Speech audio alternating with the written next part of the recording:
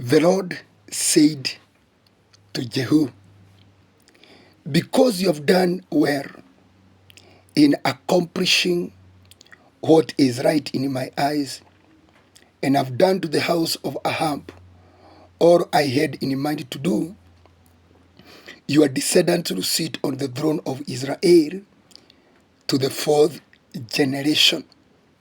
2 Kings 10, verse 30, hearing the voice of God. We thank God because of his mercies and because of his goodness and his kindness. It is not normal for God to speak.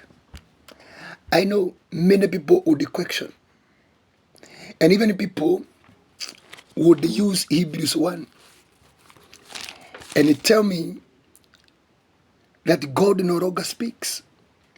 He has already spoken. Our work is to implement. But let me tell you something. God is still speaking, even today. The problem that is in Christian society is nobody is listening. Nobody is paying attention. And our refusal to listen to God does not make God dumb. That does not paint God as to have lost the mouth of expressing himself. God is still speaking. And there are people who are still hearing from God. And what we are doing, we are bringing back that experience. People nowadays, they are investing in visions. No matter why divination is so high. People want to see, but they don't ask. We are seeing from and through who? And what we are seeing it from what point of view? But few are pursuing hearing. And I told you, the dispensation of grace is through hearing. For faith comes by hearing, and hearing the word of God. And dispensation of grace is through faith. And faith is through hearing, not seeing. And Jesus told Thomas, blessed is he who believes without seeing. So the Lord here speaks to King Jehu, who was a commander initially in the government of Ahab and his family, until he overthrew that whole family at the command of God. So when the Lord spoke here, can we just pick some few things that would make us desire God to speak to us? Number one, he says, because you have done well in accomplishing.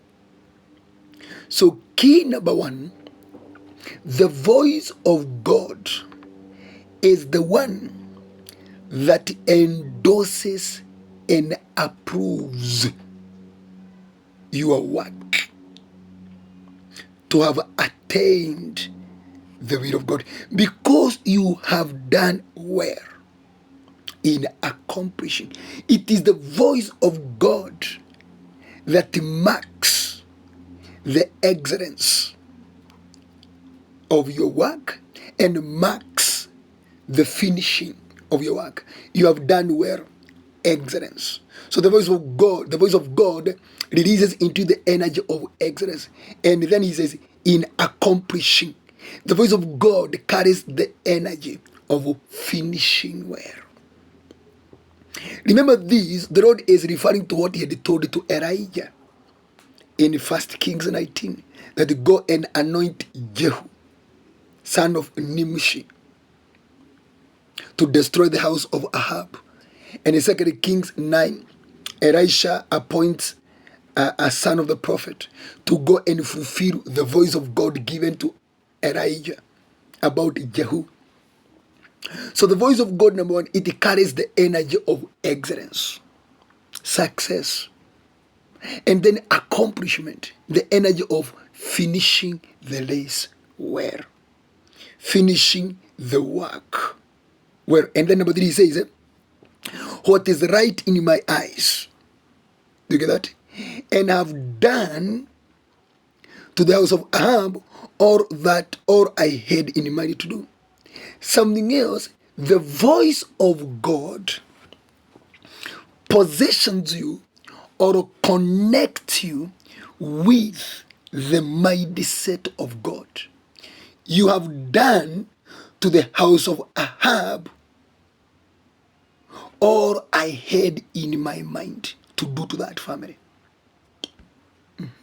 So Jehu is trampling on Jezebel, that viral queen. Jehu is murdering all the 70 sons of Ahab, and they are brought to him used through a sack, and he murdered all the priests of Baal and Asherah in the temple. And the Lord said, that is what was in my mind.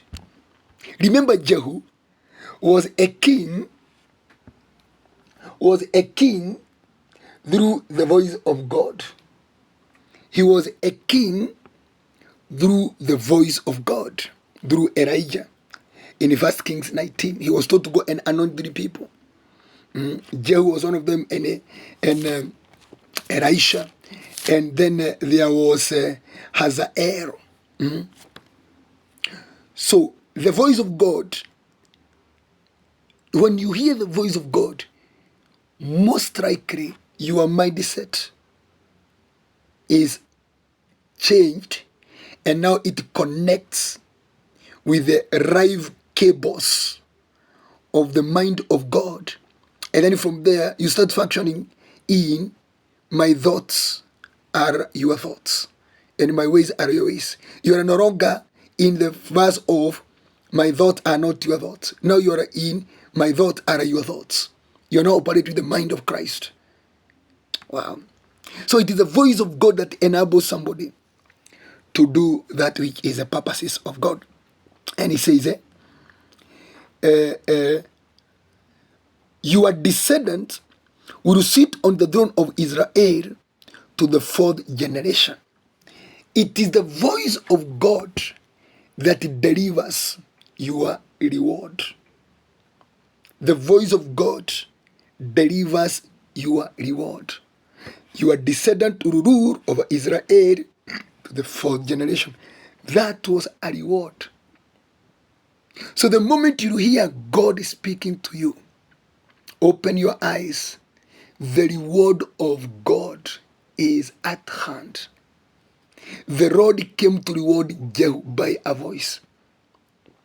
So do not ignore when the Lord is speaking to you. I do not know he uses what system to speak to you. He can speak to you through the word, through the dream, through the vision, through the prophet, through the angel, and through a direct audible voice. How did Jehu position himself in hearing the voice of God? Obedience. Obedience. Number two,